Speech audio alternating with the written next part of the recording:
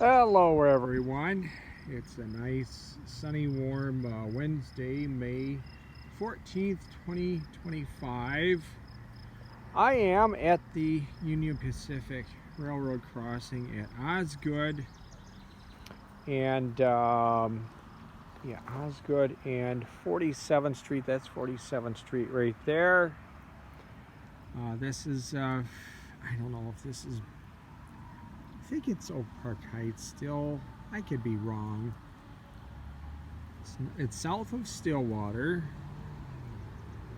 I don't think it's Baytown here, though I could be wrong.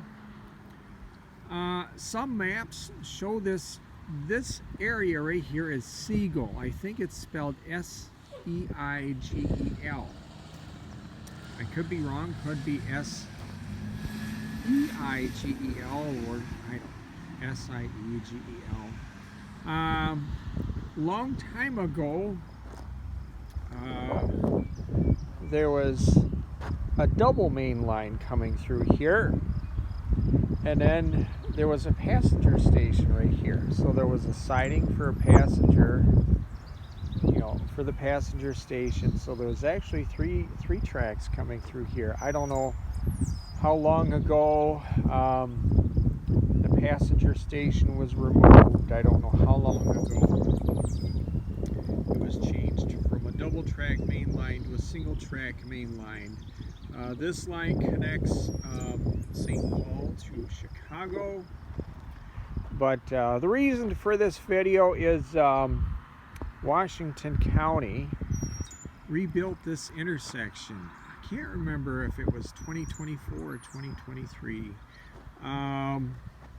There was a farm back here, and it's been developed into houses. There was a barn and a silo.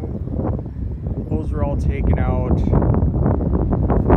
And Washington County redid this intersection where that car is, that ugly color green car, green-blue car.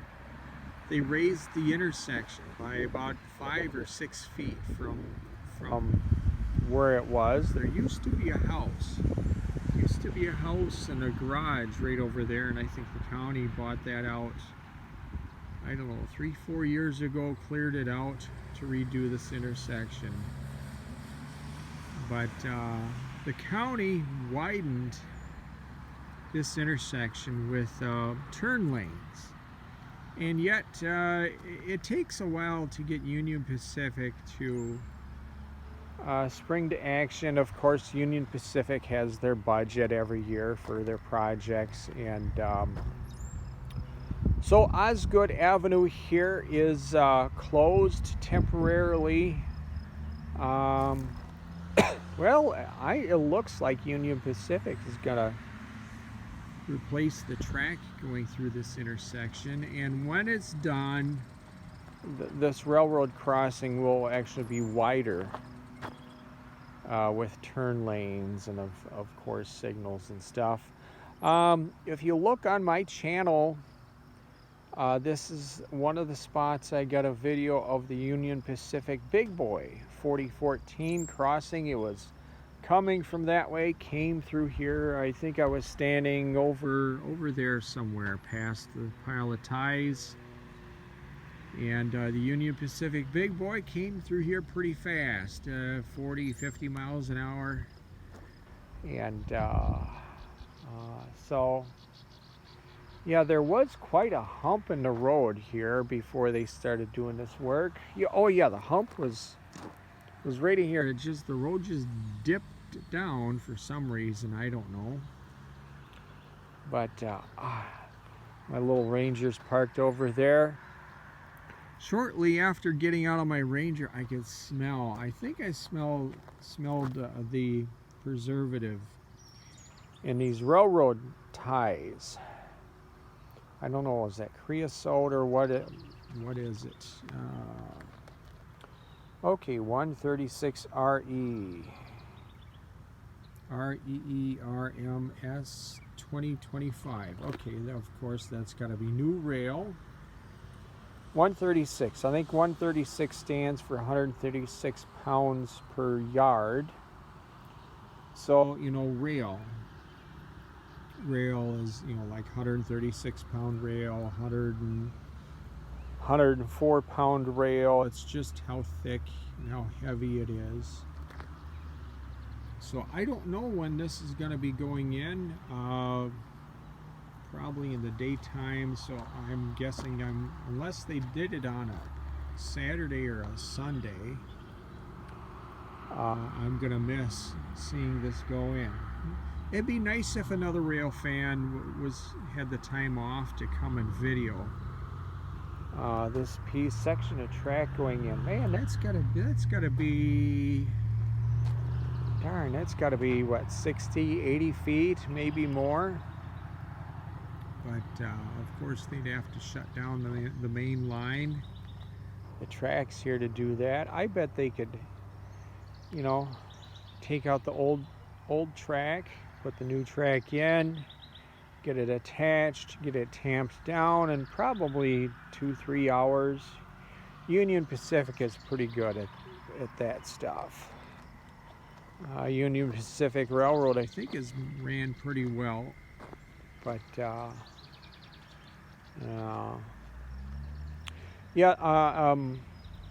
old rail buff here in town told me that a long time ago,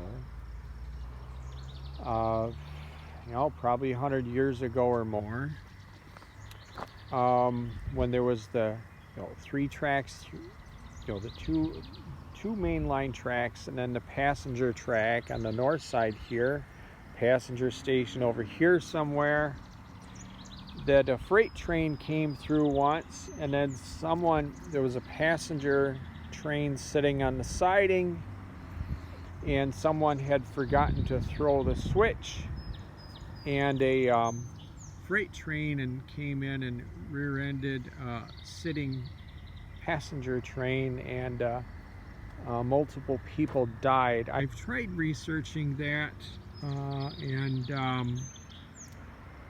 I haven't found anything. You know, maybe it's in a book somewhere. You know, it might have happened 150 years ago, for all I know. But yeah, that same rail fan thought that there was a chance that Union Pacific could lease a second track to add a light rail line going from St. Paul out to Stillwater here. Typically railroads don't like sharing their right-of-way with passenger rail, but anyway, someone from the DNR years ago told me that the Gateway and Browns Creek bike trails that go out to the Gateway Trail goes from North St. Paul to the northeast, out kind of to the west of Stillwater and up north of town. The Browns Creek Trail connects to the Gateway Trail, but someone from the DNR in an email told me that could be used for light rail someday. But anyway, it would be cool if a rail fan could get a video of the old section coming out and the new section being installed. I think they put continuously welded rail in through here, I don't know, 5, 6, 7, maybe 8 years ago, I don't remember. I think it was fall of 2018. I was on the south side of the tracks, about 4 cars back. A train was coming through, and I heard clang, clang, clang, clang, kept getting louder and louder and louder. And a train came through here. About halfway through the train, there was, I think, a hopper car. It had a broken rail on that side of the car. So I got to see the wheel.